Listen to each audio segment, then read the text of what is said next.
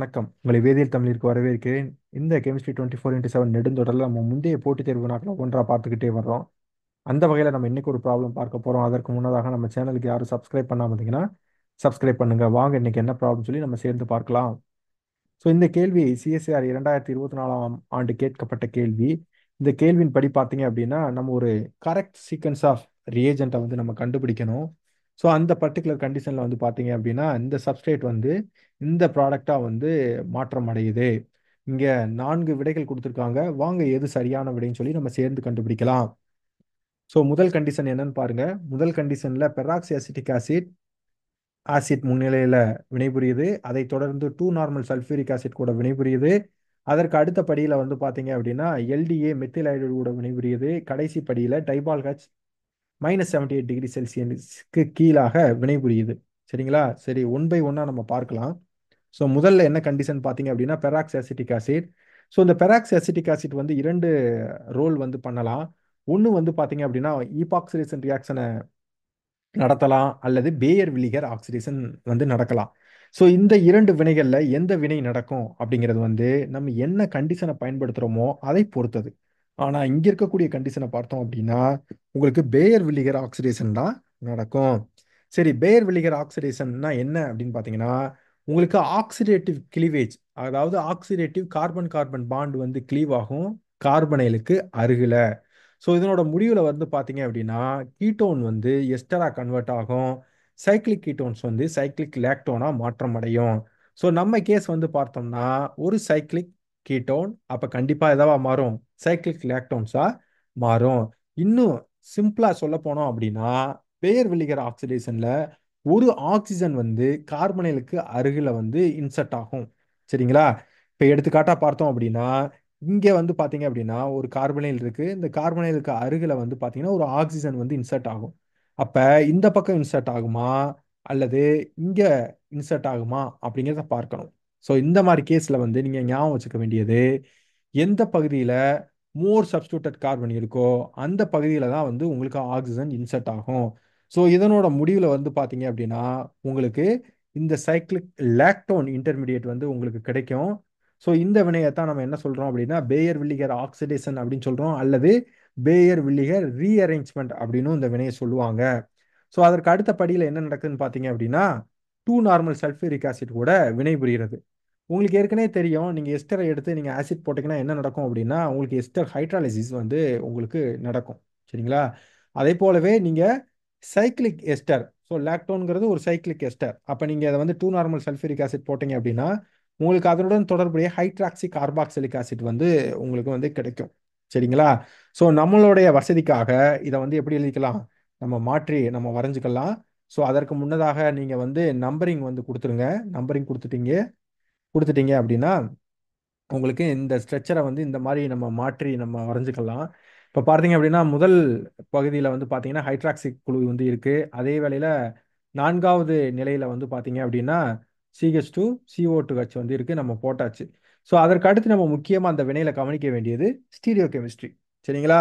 So இந்த stereo கெமிஸ்ட்ரியில் வந்து பாருங்க இங்கே ஹைட்ராக்சிக் குரூப் வந்து கீழ் நோக்கி இருக்கு. அதே போலவே இங்கே இருக்கக்கூடிய CH2 CO2H குரூப்பும் கீழ் நோக்கி இருக்கு. அதனால இதை என்ன எழுதிக்கலாம், கீழ் நோக்கி நம்ம எழுதிக்கலாம். ஸோ அதற்கு அடுத்த படியில் பார்த்தீங்க அப்படின்னா அதுக்கு அடுத்த படிக்கு முன்னதாக இந்த இன்டர்மீடியேட் வந்து இன்னும் நம்ம ஆசிட் மீடியத்தில் தான் இருக்கு. சரிங்களா? ஸோ இப்போ என்ன நடக்கும் பார்த்தீங்க அப்படின்னா இங்கே இருக்கக்கூடிய ஹைட்ராக்சி குழு வந்து உடனடியாக புரோட்டான் ஏற்றம் அடையுது.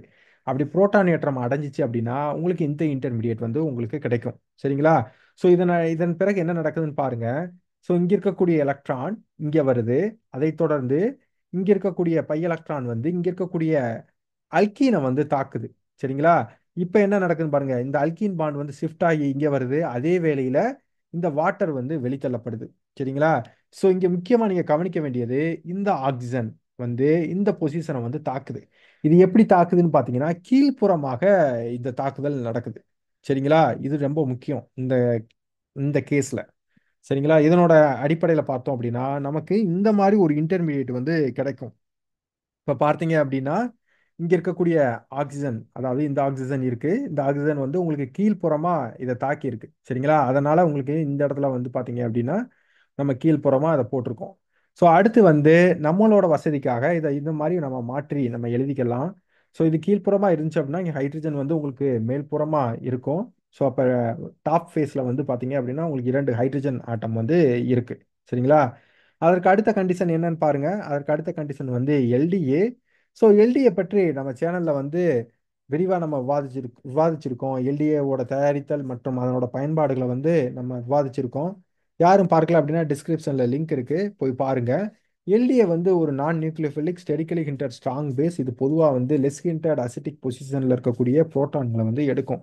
ஸோ நம்ம கேஸ்ல வந்து பார்த்தீங்க அப்படின்னா இங்கே இதான் வந்து அசிட்டிக் பொசிஷன். ஏன்னா இங்கே வந்து கார்பனைலுக்கு அருகில் இருக்கு.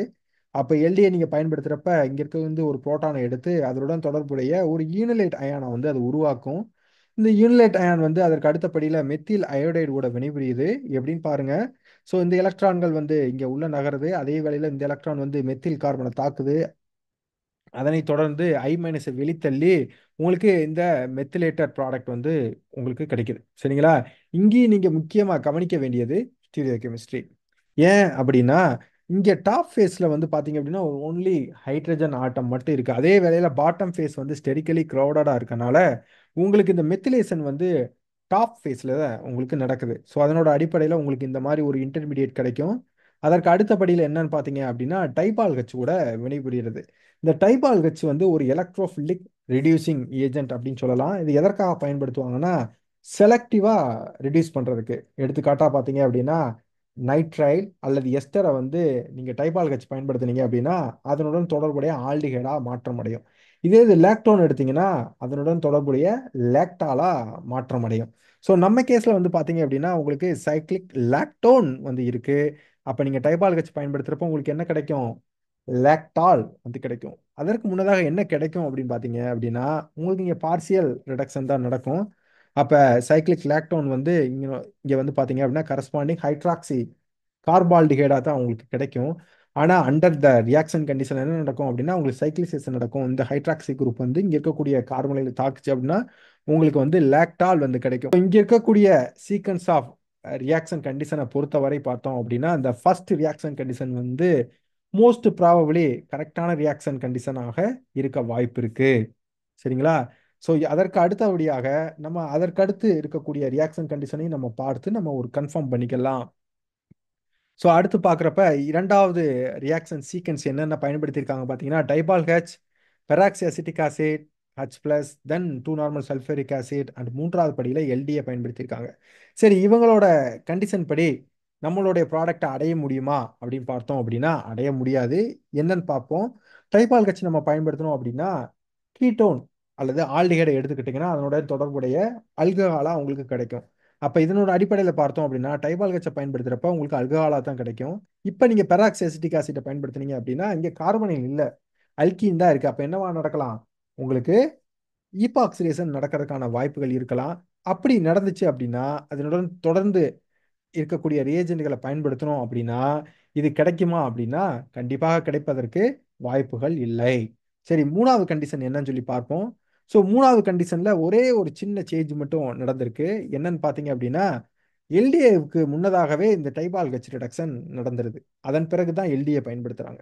ஸோ அதனோட அடிப்படையில் பார்த்தோம் அப்படின்னா உங்களுக்கு ஒரு சைக்ளிக் கீட்டோன் இந்த வினையோட இன்டர்மீடியேட்டாக கிடைக்கும். இப்போ டைபால் ஹெச் நம்ம பயன்படுத்தணும் அப்படின்னா இங்கே இருக்கக்கூடிய சைக்ளிக் கீட்டோன் வந்து சைக்ளிக் எஸ்டர் வந்து என்னவா மாறும் அப்படின்னா லேக்டாலா தான் மாறும்.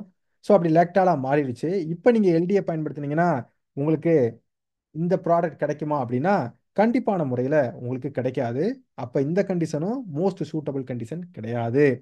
அடுத்து நான்காவதாக இருக்கக்கூடிய கண்டிஷன் என்னன்னு பார்த்தோம் அப்படின்னா முதலையே எல்டிஏ பயன்படுத்திடுறாங்க, அதன் பிறகு டைபால் ஹெச் பயன்படுத்துறாங்க, ஃபைனலா peroxy acetic acid and followed by 2 normal sulphuric ஆசிட்டை பயன்படுத்துறாங்க.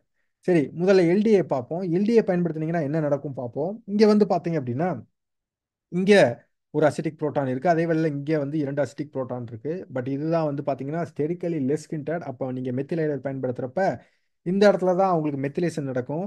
இப்போ நீங்கள் டைபால் ஹெச் பயன்படுத்துனீங்கன்னா உங்களுக்கு அல்கஹால் வந்து உங்களுக்கு கிடைக்கும். இதன் பிறகு நீங்கள் பெராக்சி அசிட்டிக் ஆசிட் பயன்படுத்துனீங்க அப்படின்னா உங்களுக்கு ஈபாக்சிடேஷன் நடக்கலாம். அதனைத் தொடர்ந்து நம்ம எதிர்பார்த்த ப்ராடக்ட் கிடைக்குமா அப்படின்னா கண்டிப்பான முறையில் கிடைக்காது. சரிங்களா?